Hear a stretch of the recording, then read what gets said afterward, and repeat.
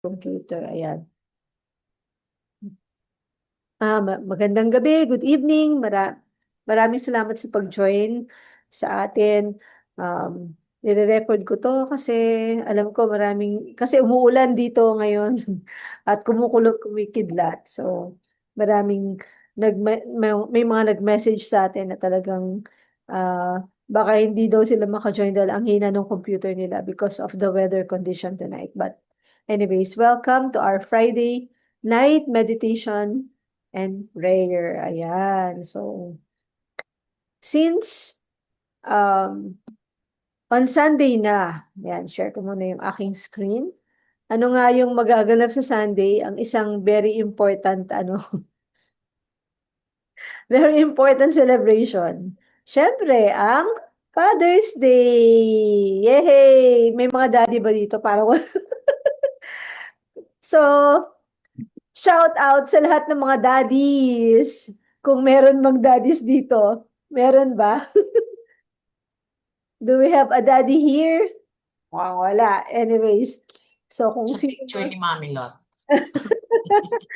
sa picture ni Mami na totoo. So, and since this is a Father's Day celebration special, so kaya itong topic ko na to actually is also for them kasi nga sila minsan yung talagang kailangan nito. 'Di ba?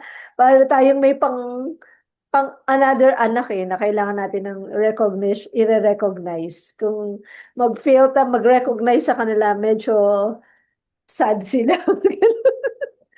Ayan.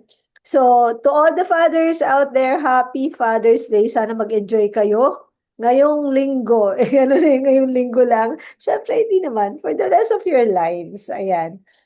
So, since nagse-celebrate tayo ng Father's Day, celebrating all father figures, sino ba yung mga all father figures na yan?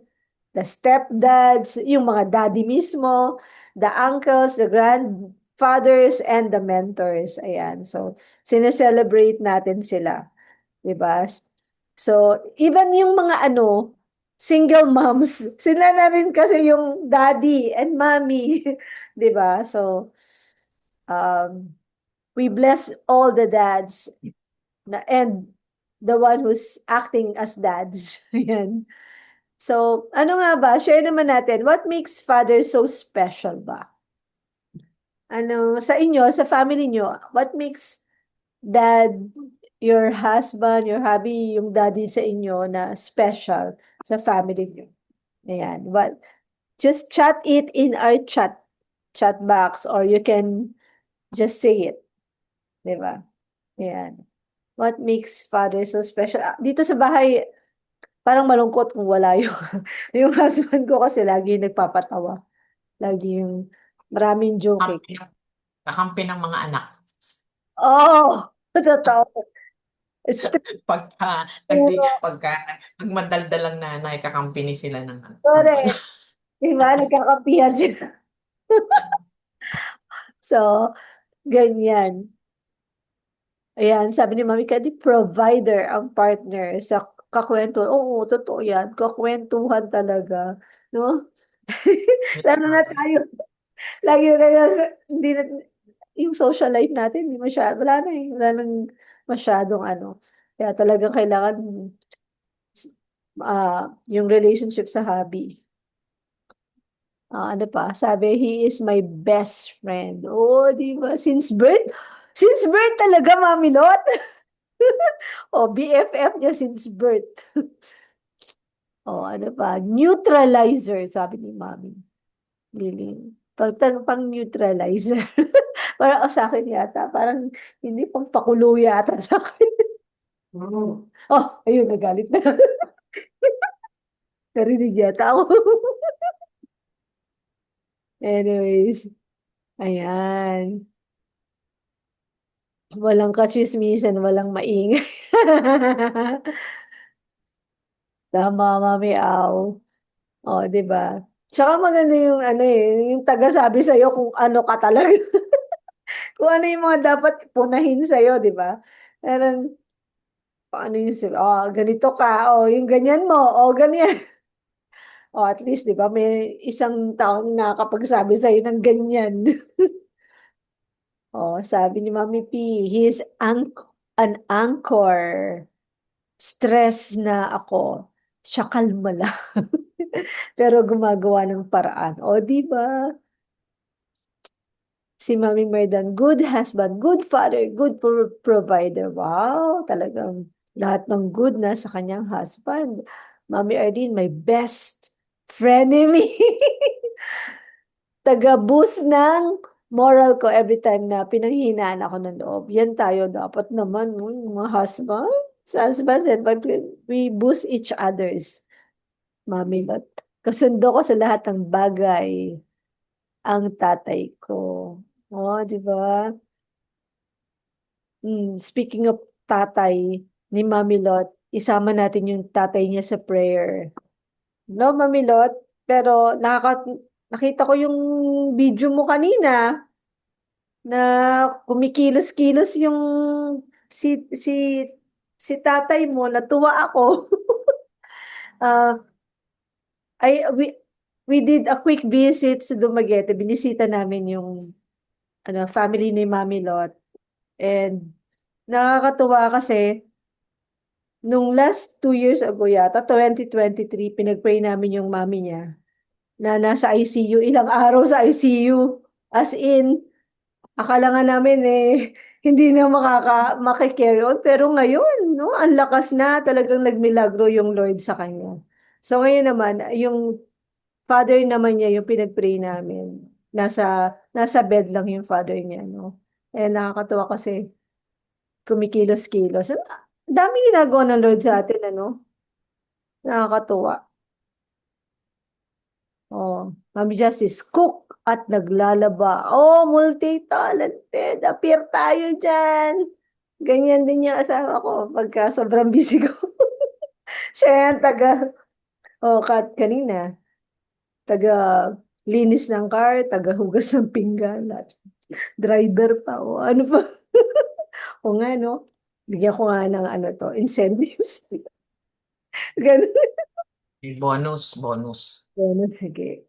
O nga, no? Dapat ma-recognize ko yun. Dapat ma-recognize yun.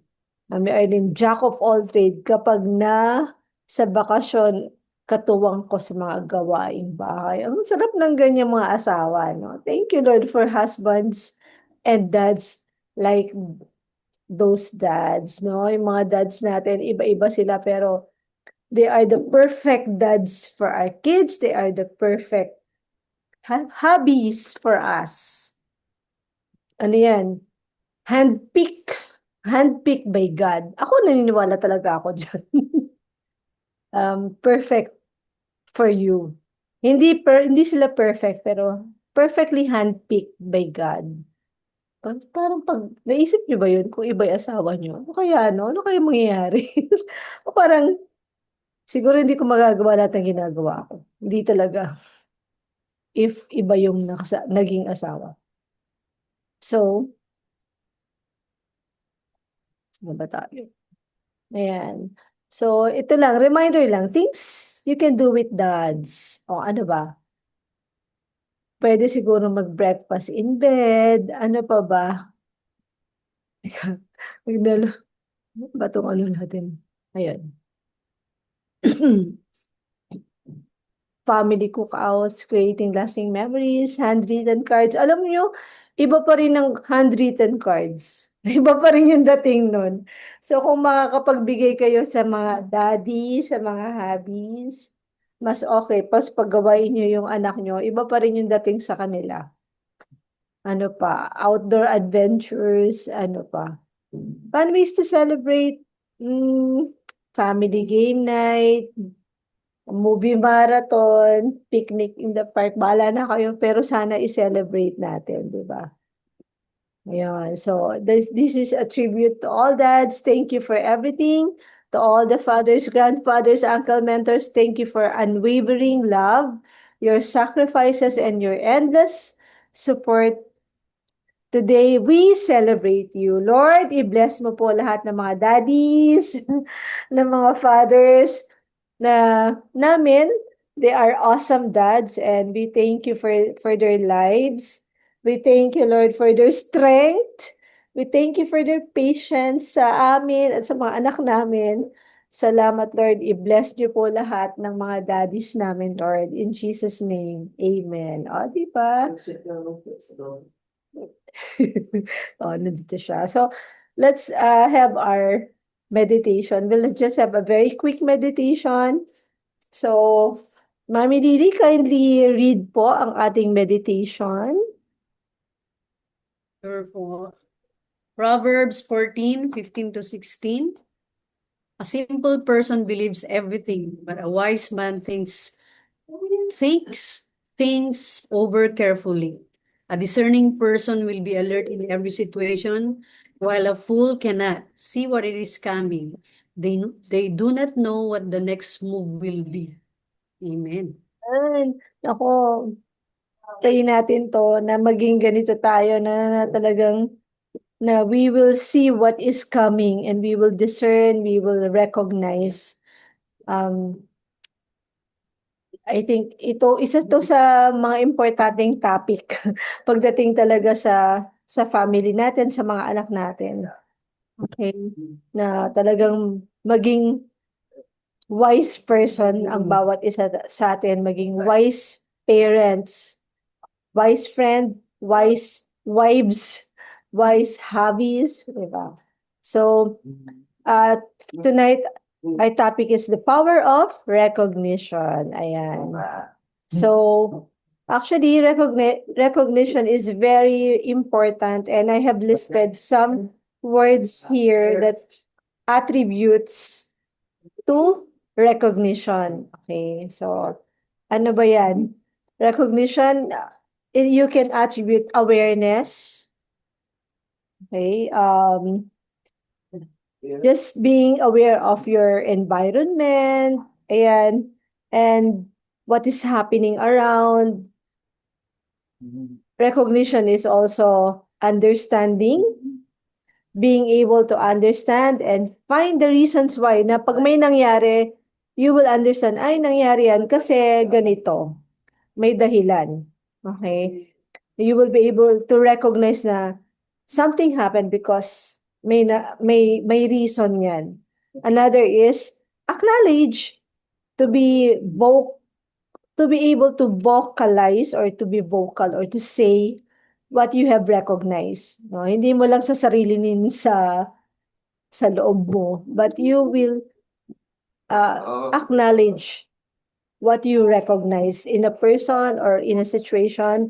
Another is discerning, to be able to see beyond the surface, na pag may nakita ka, maiintindihan mo yung makikita mo yung underlying na reason or kung ano talaga yung nangyayari sa loob.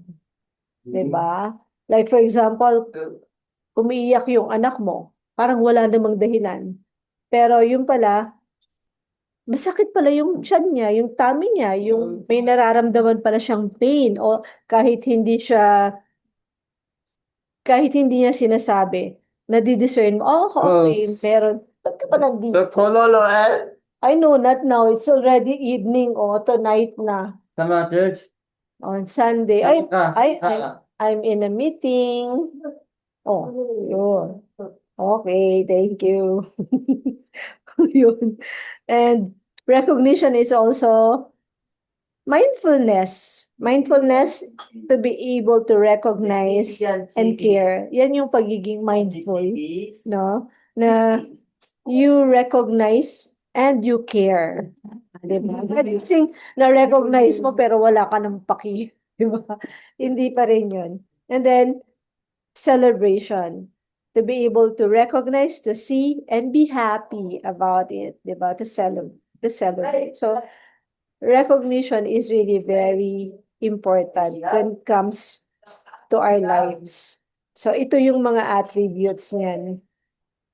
Okay. So, if you fail to recognize, or failing to recognize actually is a failure against self. Hindi lang dun sa person na hindi mo na-recognize, But it's more of, ako nakikita ko to na parang more of, oh, I fail. Ako yun, sa akin yun. Parang yung count ng failure sa akin. Like, it's a failure against self kasi I missed something.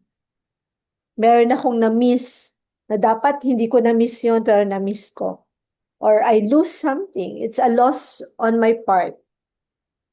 And it causes delay on my part or deprivation. Ang isang sample ko nito, kasi nag-isip ako ng sample, halimbawa yung yung anak natin, di ba? They cannot talk, they cannot communicate. Sometimes, yung iba nakakapag-communicate, pero there are kids talaga na really having a hard time to communicate. No? But sometimes, may mga parents kasi, especially kung may autism yung anak nila or in the spectrum, mas kino-concern pa nila na parang matuto yung anak nila ng ABC, 1, 2, 3, sobrang worried na worried sila about the academics. Pero hindi nila nakita hindi nila na-recognize, hindi nila napansin na yung anak nila sobrang amazed sa mga cars, amazed kay Thomas, Thomas the Train, or yung kay Bob the Builder, ganyan. So, ang nangyayari, masyado nilang push yung numbers and letters dun sa anak nila para matuto, parang masyado nilang ini-spoon feed dun sa bata, pero yung bata ayaw na ayaw, parang gusto niyang isuka yung mga pinipilit ibigay ng parents. Ano? So, ang nangyayari, it's a missed dun sa parent, na-miss niya na, yung anak ko, sobrang hilig pala niya sa Bob the Builder or sa McQueen. Kasi ganun yung anak ko dati, sobrang hilig niya sa McQueen. Ganyan.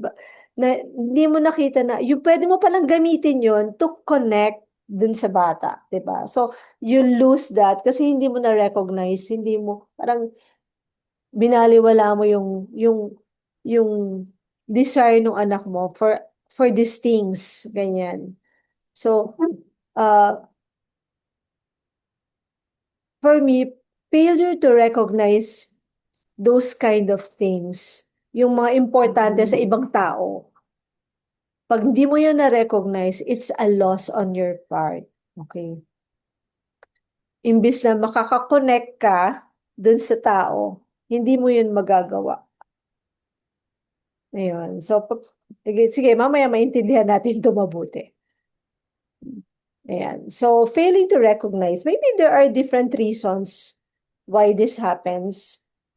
I just listed 4 na I believe na just maybe, yan yung reasons bakit hindi nagkakaroon ng recognition ang isang tao. It can be our kids or it can be us, tayong mga mommies, tayong mga daddies, or especially sa mga anak natin. Una yung biological reason, which is the natural reason. Baka mamaya nga may condition sila. They, like for example, in the parts of our kids, may autism sila. 'Di ba? Sometimes, yun kasi may condition, they are under a spectrum. That's why hindi nila ma-recognize yung mga bagay-bagay. Another is mental. Ito naman is more on, like for example, yung mga anak natin, they're really having a hard time learning to read, to write, ganyan. It's because hindi pa nila kaya or they are still lack of knowledge. Ang concern dito is the cognitive naman. Yung cognitive, yung ability ng mga bata to really, for logics, reasoning, or retention sa memories, ganyan. Or it can be, ito naman sa atin, sa adults, it can be relational. And I think most of the reason is neglect kasi nagkakaroon talaga ng neglect. So, nagkakaroon ng failure to recognize, di ba? What what we fail to recognize, sometimes it walks away from us. Like especially if we neglect things that we neglect, it walks away from us. But things we celebrate, we attract, di ba? Ina-attract natin yung mga things na sineselebrate natin, nire-recognize natin. It magnets to us. And the last one naman, isa rin sa napaka-importante na magkaroon tayo ng recognition is the spiritual, no? Sometimes, nagkakaroon ng failure to recognize is because of the spiritual lack of discernment.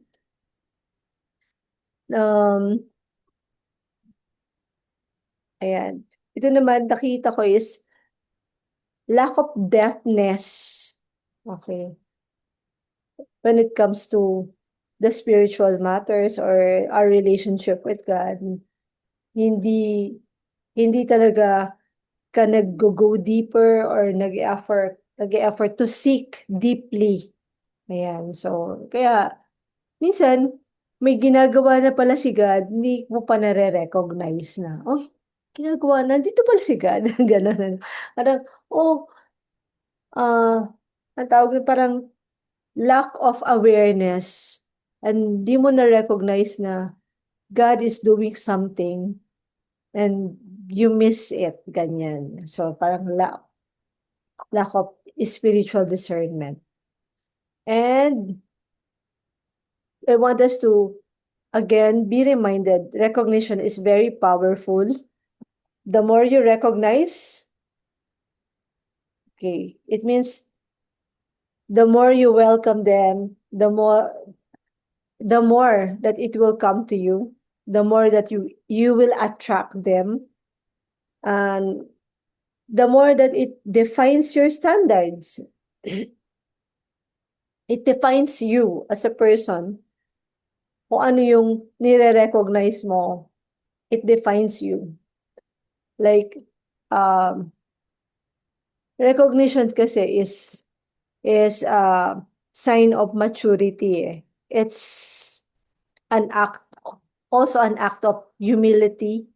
Diba? To be able to recognize a person or the person's strength, the person's character, the person's ability, it's also an act of humility, and it's also wisdom. Recognizing, like for example, kung halimbawa, sa isang tao,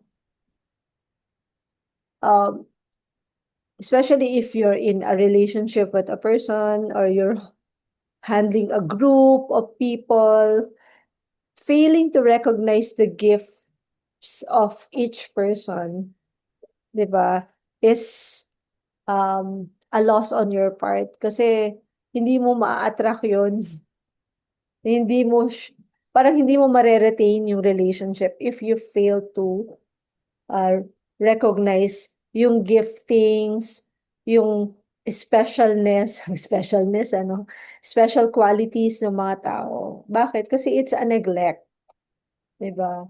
Isa sa mga natutunan ko dun sa mentor ko, one of my mentor, which is si Lolo Don, tawag ko sa kanya si Pastor Don Clowers. Boss ko yun siya dati. Is that, sabi niya sa akin, you always recognize greatness when it's in front of you. Kailangan daw i-recognize mo yung greatness. For example, if there's a VIP before you, a very important person, you recognize them. You recognize, you thank them, you recognize their giftings, their position. Yan. So it shows what you also value, and it it's also one way of building yourself up. The more that you recognize other people. But if you fail to do that, you might lose the relationship or you might lose the person. Diba? Like for example, sa isang company, sa isang group, ganyan, no? Group or sa isang relationship. For example, if the person keeps on contributing something to the group, exerting effort to the group, or even sa mga kids na lang natin, di ba? Kung nakikita natin na yung anak natin, talagang tinitry niya yung best niya, yung best effort niya to do something. Uh, Tapos, hindi natin yung na-recognize. Nakita lang natin yung failure na hindi niya nagawa yung isang bagay. Na, "Wag, tigil mo na nga yan, hindi mo naman nagawa." Or, "Wag na lang, ito na lang gawin mo," or ganito. Or, hindi, yun nga, kung dun sa isang group na, hindi na-recognize na, "Ay, ang galing mo dito, ang galing ng mga contributions mo dito sa group. You're, you're the, parang, no, you're the encourager of the group," ganyan. In doing that, na ini-encourage mo siya, sinasabihan mo, cheer up mo siya, nire-recognize mo yung qualities niya, that is one way for you to make him do it more.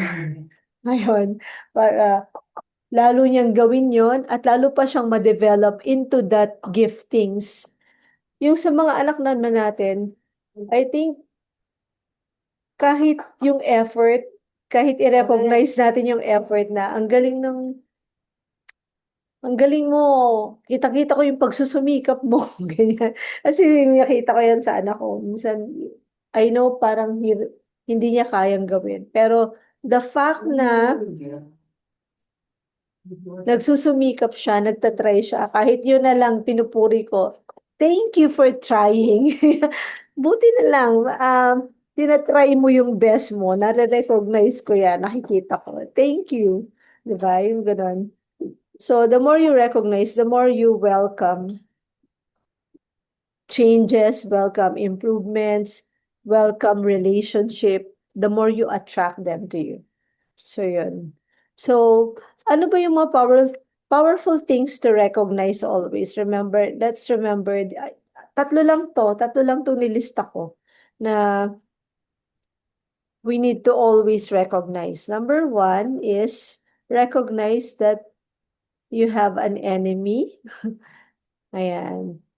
Kasi minsan, di ba, akala natin we are weak, nare-recognize natin yung, naisip natin yung mga weakness natin. Ako, may weakness ako, tapos palagi tayong umiiyak, nasabi natin na ganito tayo. Pero hindi natin nare-recognize na yung weakness natin, ginagamit ng enemy.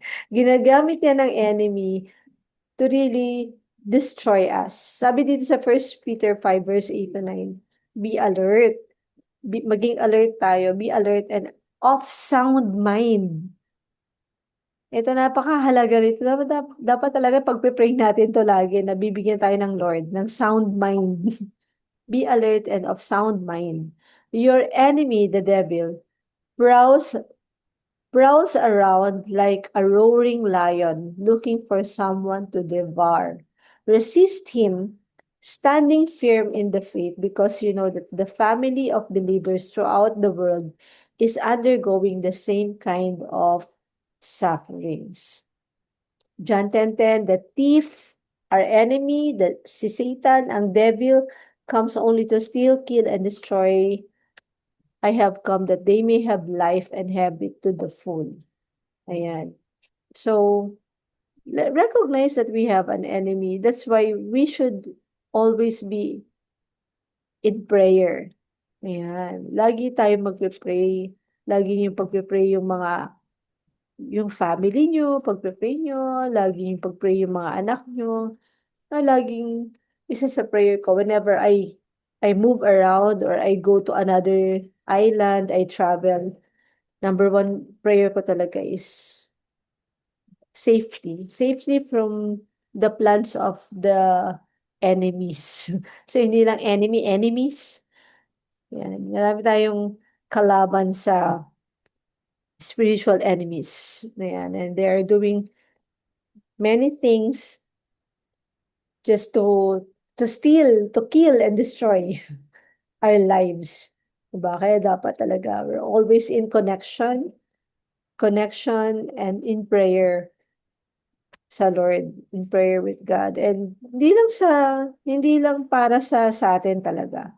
It's really for others also. Kaya nga, nung makita ko yung post ni Mami Pinky about Mami Shalimar, yung may sakit, appreciate ko talaga yun. Sabi ko, kailangan talaga natin mag-pray, i-pray talaga siya, i-pray and everything na i-turn around ni God yung situation, ganyan. So, yan, let's recognize that. Kasi kung iisipin mo lang na, cool lang yung buhay, ganyan lang, usual lang naman yung mga pangyayari and everything, nako po, then you fail to recognize that there's really a devil out there na nagpaplano against us, especially if you're a person who are doing something for God and hindi lang yun, um, kung nakikita ng enemy na talagang, oh, you are praying for others, or um, alam mo yun, yung nagbabago ka na, nag-improve ka, nagmamature ka, yung character mo, nagiging caring for others, alam mo yun, parang, ano na yun parang red flag na yun sa kanila. So, they are doing something. But don't be afraid kasi nandiyan naman si God. And sabi nga ni God, take heart for I have overcome the the world. And greater is He that is in us than he who is in the world. So, another number 2 is recognize the presence of God in your life. Psalms 16 verse 8, I am always aware of the Lord's presence. He is near and nothing can shake me. Napakagandang verse nito, sa totoo lang. Na, kung alam na alam mo na kasama mo si God, yung presensya niya, na recognize mo nandyan. Kasi kung hindi mo nare-recognize na nandyan si God, ang hirap, mahirap yun. Ang hirap paniwalaan na nandyan si God. But if you recognize na nandyan talaga si God, na-recognize mo yung presence niya nandyan, you believe, you have faith, you pray, and you recognize, oh, nandyan si God. You acknowledge God. Every morning, when you wake up, you acknowledge Him. Thank you, Lord, for waking me up. I know you're there. Thank you. I know you're with me. Even in the deepest or darkest hour that you are going or walking into. But when you recognize you're not alone, you recognize there is God, the presence of God is there, then you will always walk out of the situation victoriously, with victory. 2 Timothy 1 verse 7, for God has not given us a spirit of fear and timidity, but of power, love, and self-discipline. And that is the Holy Spirit in us. Na recognize natin na nandyan ang Holy Spirit kasama natin, nandyan siya, nanahan siya sa atin, living inside of us, and He is the Spirit of power. Sabi, diba? Power, love, and self-discipline. So, ano pa yung kailangan natin? Nandyan na lahat. Lahat ng kailangan natin to survive, He has already provided. So, ang kailangan na lang natin, recognize that God is there. The presence of God is there. I remember nung nandun ako sa Calamba, Yung first day natin, Ma'am si Charm, first day natin, grabe yung presence ng Lord. As in, sobrang grabe. Alam mo yung nagte-tremble yung body ko, nang parang nangangatog ako. Ganun yung na-experience ko. Talagang nagte-tremble ay, nang, nanginginig yung katawan ko. Na sabi ko, Lord, nandito ka. Nandito ka talaga. Talagang, God is there. Yun. And it is sad if that happens, tapos, di ba? It is sad rin mo, nandun ka sa meeting, pero hindi mo na pansin yun, hindi mo na recognize na, oh, nandito si God. The presence of God is here. There's life in here. God is doing something in the lives of the people here. God is doing something here. Diba? Dapat i-recognize natin yun, i-acknowledge natin. Diba? Even yung mga blessings ng Lord, acknowledge natin. Psalms 96 verse 7 to 10. O nations of the world, recognize the Lord. Recognize that the Lord is glorious and strong. Give to the Lord the glory he deserves. Bring your offering and come into his courts. Worship the Lord in all his holy splendor. Let all the earth trembles before him. Tell all the nations, the Lord reigns. The world stands firm and cannot be shaken. He will judge all peoples fairly. Ito nakakapag-encourage talaga sa akin tong verse na to kasi every Saturday I have a prayer group na talagang we always pray for the concerns of the world, yung global talaga, yung mga global issues, ganyan. Pinagpe-pray namin yan palagi every Saturday, no? And then, naman, kasi these things that's are happening dito sa ating mundo ngayon, nasa Bible naman yan, na magkakaroon ng wars, rumors of wars, ganyan, magkakaroon ng mga famines, calamities, and everything, Then, yun nga, nakikita natin, naririnig natin yung mga nangyayari all over the world. Hanggang ngayon, yung sa Ukraine, may war pa rin sila at may 2 years na, di ba? Yung mga ganyan against Russia. So, may maraming mga threats ng mga war ngayon. Tapos, meron pang mga biological weapons na tinatry i-develop, ganyan, yung mga ganun, So, then, as I read this, nagkakaroon ako ng comfort sa heart ko na, Lord, you're still in control. No matter what some group of people or some nations are planning to do, kung ano man yun, where we are comforted that you are in control. Diba? I recognize na, Lord, nandyan ka.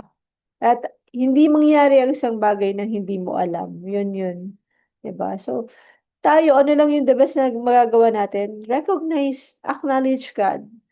Thank Him. Acknowledge Him na, Lord, thank you. You are in control.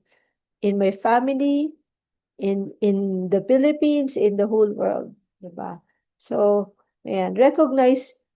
Number 3, na dapat nating i-recognize. So, 3 lang yung sinabi ko, di ba? Una, recognize na may enemy ka, maging aware ka na may nagpaplano ng ganyan sa'yo. So, dapat you're always in step. Merong a step ahead, no? Especially in prayer and in coming to God. Second is recognize the presence of God. And third is this, recognize greatness in every person. Okay? Sabi niya sa Romans 13 verse 7, pay to all what is owed to them. Taxes to whom taxes are owed. Revenue to whom revenue is owed. Respect to whom respect is owed. Honor to whom honor is owed. Okay. Sabi nga, give honor to where honor is due. Diba? Parang, if you see greatness, good qualities, good character in a person, recognize that. May iba, meron kasi iba na sobrang insecure nila na di nila magawa. Hindi sila makapag-encourage or makapag-acknowledge ng goodness o ng greatness ng isang tao. Pero not us, di ba? Hindi yan. Dapat tayo, we always recognize God is doing great things in the lives of people. God has planted greatness in every person's lives. And we have to recognize that kasi baka sa pagre-recognize mo, that's the only time na magbo-bloom yung tao, na magbo-bloom yung isang person, na mare-recognize niya rin, may ganyan pala ako. Oo, ganyan ka. Di ba ganun? Na, oo, I think you are a very keen to, ano, uh, to cheering up people or encouraging people. Ayan. So may mga i-acknowledge natin yon. Whatever is in front of us, kung makita mo, i-acknowledge mo. Alam mo, anak, ang magaling ka sa ganito. Ayan, di ba? Uy, ang galing mo sa ganyan, anak, di ba? Yan nga yung tinatawag na praise, ipa-praise mo, ganyan. Tawag din dyan, recognition, i-recognize mo so that it will come more and more. It will multiply in their lives. Kasi baka hindi nila alam, hindi nila nakikita na ganun pala sila. Di ba? Ayan, napaka-caring mo pala. O, di ba? So, ayun. Yun. So, ayan. Tapos na tayo. Baka meron kayong gustong i-add. I-contribute or add something dun sa power of recognition or ayan. Sige po, wag po kayong mahiya. Anything that you want to add before we go to prayer po? Hindi ako mahihiya. Hindi ako mahihiya. Thank you, Mami. Sige. Sige, sige. You mentioned about three recognition of God, recognition of the enemy, and recognition of others. Parang i-add ko lang the greatest importance of recognition to God. Sabi nga, yung recognition is a powerful force that fuels transformation, reconciliation, and divine revelation. It involves acknowledging and understanding the truth, identity, or divine presence. This recognition can manifest in various ways, from recognizing God's work in our lives to acknowledging our own sinfulness for repentance. Di ba? Paano ba mare-recognize nga ni God tayo? Di ba? How to be recognized by God? In humility, that is, ano ba yung humility? We accept that we are sinners.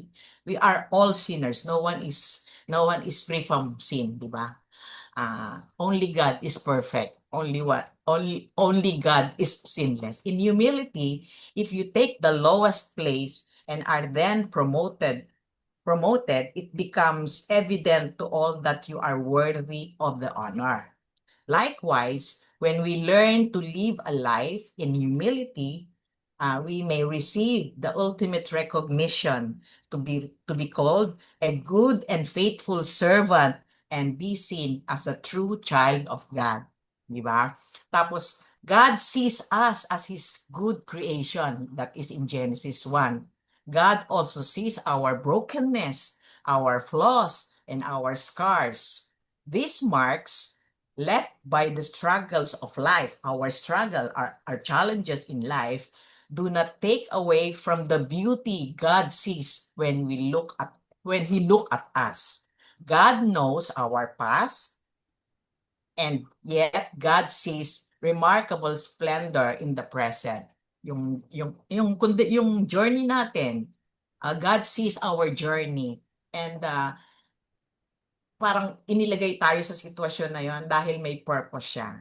And for that, we have to recognize being parents of our awesome kids that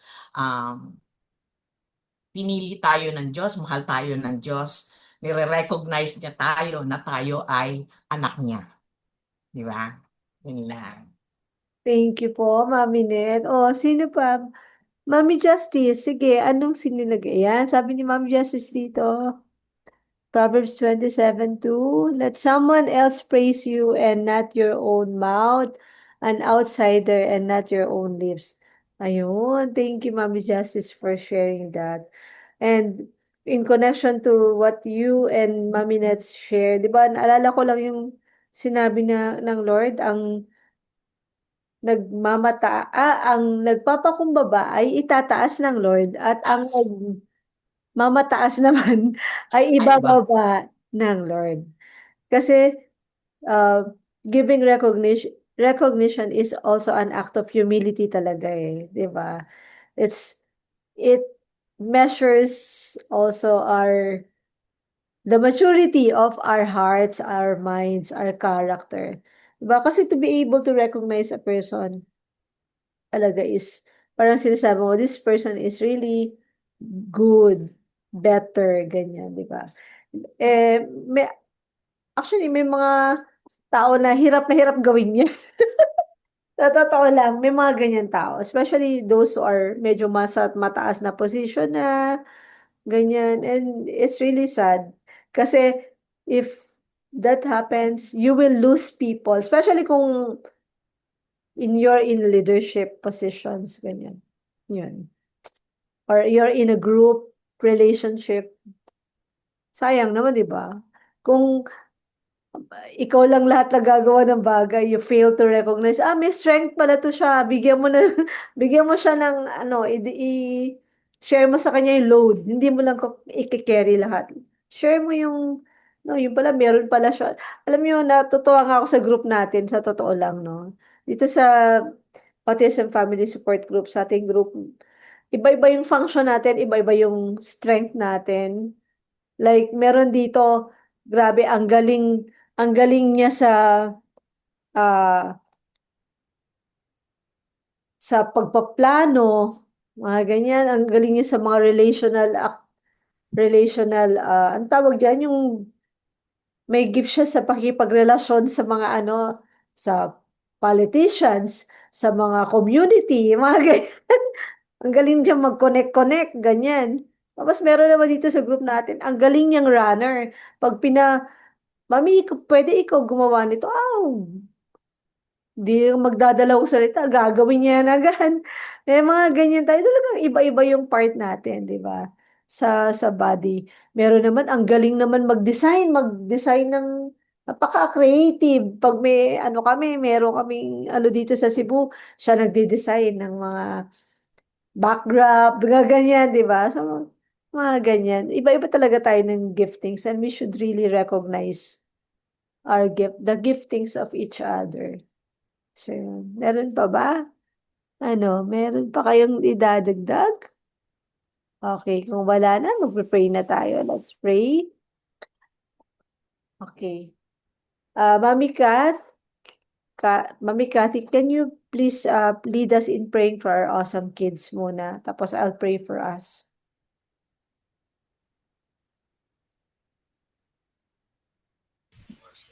Okay po. Let's pray. Let's pray for our kids. Father God, I praise you and I worship you. Thank you, Lord, for today. Thank you for your guidance. Father God, I lift up to you our kids with special needs. Thank you, Father God, for your goodness. Thank you, Lord, for your faithfulness, Lord God, sa life ng mga anak namin. We just want Lord, to really thank you. Thank you for giving us one of our greatest gift, Lord. Yung isa sa napakagandang gift na binigay niyo po sa amin. We pray, Lord God, for our kids with special needs. Lord God, I pray for maturity, for growth of our kids. Lord God, touch every areas, Lord, that needs to be developed. Lord God, lahat ng delays nila, Lord God, sa skills nila, especially, Lord God, ah, doon sa mga kids na nag-i-elope, Lord, sa lahat ng kids, Lord God, who are not aware of danger, give them awareness, Lord God. Give them, guide them always, Lord, and always protect them, Lord, from danger.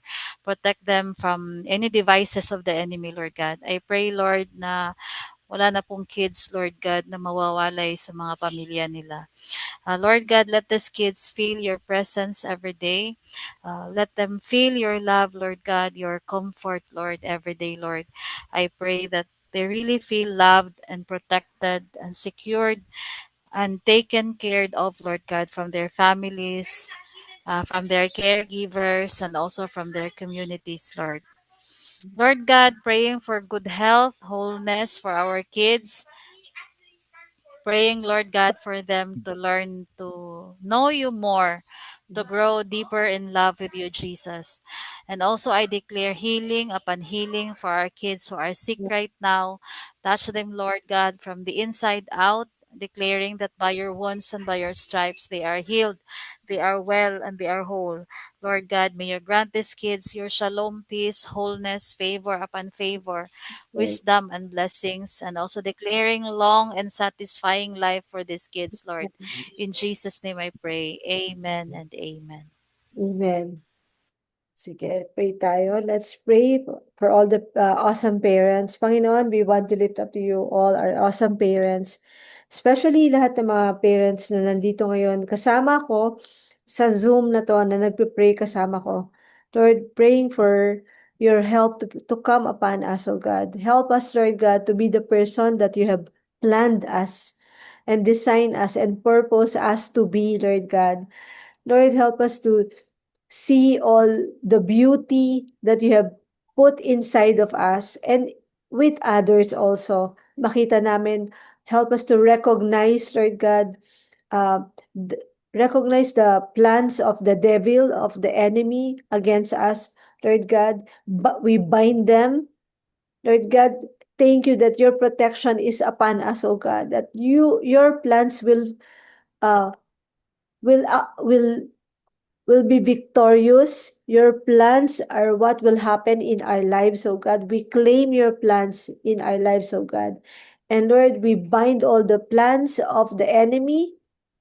You have said in your word, Lord God, sinabi mo sa salita mo na kung ano man yung uh, itatali namin dito, itatali mo dyan sa heaven. Ano man yung pakakawalan namin dito sa lupa, ipakakawalan mo dyan sa heaven. And right now, we just bind all the plans of the enemy against us, against our families, against our kids, against our loved ones, Panginoon. And we we lose, Lord God, pinapakawalan namin ang blessing mo, ang protection mo sa amin at sa aming mga anak at sa aming mga pamilya, Panginoon. Lord, maraming salamat, Panginoon, na ikaw ang magbibigay sa amin ng guidance every day. So we will not fail to recognize your presence. Nandyan ka. Ma-acknowledge namin, pagising pa lang namin, Panginoon, tulungan mo kami to be able to acknowledge your goodness, fill our mouth with praise and worship, and na i-honor ka namin sa buhay namin, Panginoon. And Lord, kung meron mga times na nagwo-worry ang bawat isa sa amin, nagkakaroon kami ng mga worries, concerns, help us, O God. Remind us, Holy Spirit, to come to you and to pray to the Father and to just lift everything to the Father, Lord God, na yung puso namin mapuno ng trust instead of worries and concern, mapuno ng trust at ng prayer at ng pagpapasalamat sa iyo, Panginoon. Help us, Lord, to recognize greatness when it's in front of us, O God, to recognize the good and the beauty in other people. And Lord, we also pray for all our plans this coming school year. Pasukan na po next week. Thank you, Lord, for your protection upon our kids, upon our children. Help us to develop wonderful relationship with the teachers, with the communities. Lord, we are praying for awareness in the community, in the society, in all our surroundings, in our localities, Panginoon, magkaroon po ng awareness para sa mga anak namin. Na Lord, mawala po, matanggal na po yung bullying at yung maling pag-aakala nila sa aming mga anak, Panginoon. Magkaroon po ng correct awareness para sa aming mga anak. At Lord, tulungan mo kami, gamitin mo kami, maging blessing kami. Ulit, sa mga families, lalo na sa mga nangangailangan, ng mga parents na talagang nangangailangan ngayon ng tulong pagdating sa mga anak nilang may autism, Panginoon. Gawin mo kaming gabay, blessing, gawin mo kaming help talaga, maging help kami, makatulong kami sa kanila as a group, Panginoon. So maraming maraming salamat po. This we ask in the mighty name of Jesus Christ. Amen and amen. I-stop ko lang yung recording ha. Kasi we will pray now for the specific prayer request.